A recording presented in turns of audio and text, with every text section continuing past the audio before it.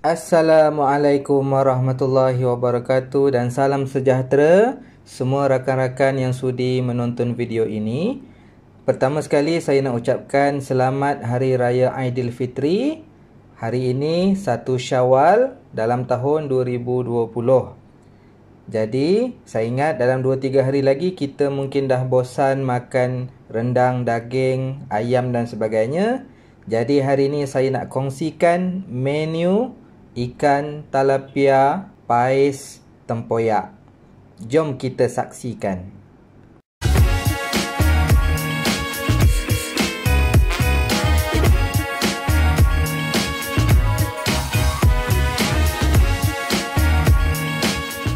Baik sahabat-sahabat, hari ini kita akan menggunakan ikan talapia. Saya ada ikan talapia yang telah saya siap kunyitkan. Kemudian kita ada kunyit hidup dan juga cili api. Cili ni sikit je tapi dia pedas. Kemudian saya ada petai yang saya potong 2. Saya ada daun kunyit. Saya ada brown sugar, gula biasa pun boleh. Kemudian ada garam dan juga ada tempoyak. Yang ini sukatan ikut masing-masing lah. Okey, kemudian ada aluminium foil dan kemudian perlu juga kita ada lesung lah untuk kita menumbuk nanti. Okey, ikan talapia ni besar ya, dalam sekitar mungkin 1 kilo 300 macam tu.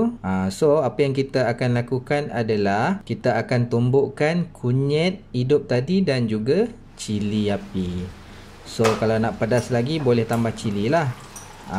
Macam saya 3 biji ni sudah mencukupi sebab cili ni walaupun dia sedikit tapi dia sangat pedas. Okey, dia mudah saja. Bahan asas dia cili dan juga kunyit. Ada setengah orang yang suka guna kunyit serbuk, terpulang lah. Tapi macam saya lebih prefer kunyit hidup. Okey, apabila telah lumat cili dan juga kunyit hidup tadi, kita masukkan tempoyak.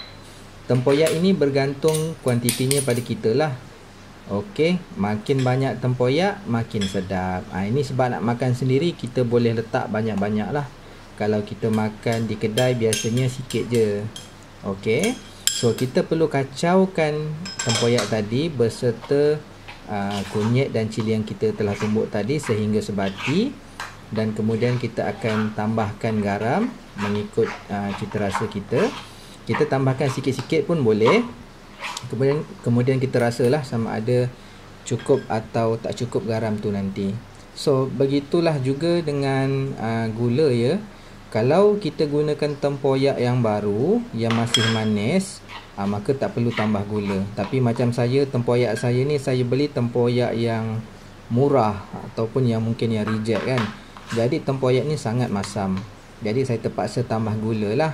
So kalau tuan-tuan dan perempuan, sahabat-sahabat rasa tak perlu tambah gula, terpulang, tak perlu. Kalau nak meriah lagi mungkin kena tambah cili lah. Okey, biar dia lebih merah dan ada nampak biji-biji, bukan biji-biji lah, dia punya cebisan-cebisan cili tu kan, lagi menarik. Tapi macam saya cakap tadi, cili saya ni sangat pedas. Jadi saya cuma gunakan 3 biji saja. Walaupun sedikit, walaupun tak cantik, tapi rasa dia tu sangat kuat ya, pedas dia. Alright, kita rasakan. Kemudian kalau dah okey semua, sekarang masanya untuk kita masukkan ke dalam aluminium foil. Okey, kalau tak nak pakai aluminium foil, sahabat-sahabat boleh masukkan ataupun boleh bakar di dalam magic pan. Kita letak aja dalam magic pan tu ataupun kita alaskan dengan daun pisang. So hari ini saya akan bakar menggunakan oven. Dan kebetulannya hari ni ke kedai cari daun pisang tak ada. Saya rumah dekat bandar ya, bukan dekat kampung. Jadi tak ada daun pisang. Biasanya kalau ada daun pisang, saya akan alaskan dulu dengan daun pisang. Dan kita ambil sedikit tempoyak tadi tu, kita alaskan dia. Okey, kita alaskan dia dan saya akan taburkan potongan daun kunyit. Okey, makin banyak daun kunyit ni makin sedap ya bau dia nanti. Okey, sekarang kita masukkan ikan yang telah kita kunyitkan tadi. Dan kita garamkan. Saya lupa nak sebut. Biasalah macam kita nak goreng ikan tu, kita garamkan, kita kunyitkan, sama saja. Ada sesetengah orang dia tak buat, dia letakkan aja, terpulang pada masing-masing. Cuma pada saya, kalau saya garamkan dan kunyitkan, nanti dia punya warna tu akan lebih cantik, sebab warna kuning tu kan. Kemudian mungkin kita juga dapat mengelakkan kita punya ikan ni nanti bila dah masak tawar. So takut-takut garam kita tak cukup masa kita tumbuk tadi bahan tadi. Sekurang-kurangnya ikan tu sendiri tadi kita telah garamkan dia. Okey. Ikan ni kita kelar-kelar dia badan dia supaya tempoyak tu nanti akan meresap dengan baik dan kita akan terasa lah dia punya tempoyak, dia punya pedas semua. Begitulah bagaimana kita nak buat pais tempoyak ini. Kalau ikutkan macam ni sepatutnya dah cukup, tapi disebabkan kita buat tempoyak tu lebih, sebab nak makan sendiri kan, nak sedap kan, so kita letaklah banyak-banyak.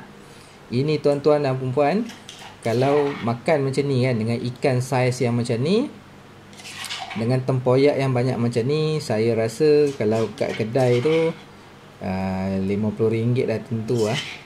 Sebab tempoyak yang kita gunakan ni sangat banyak.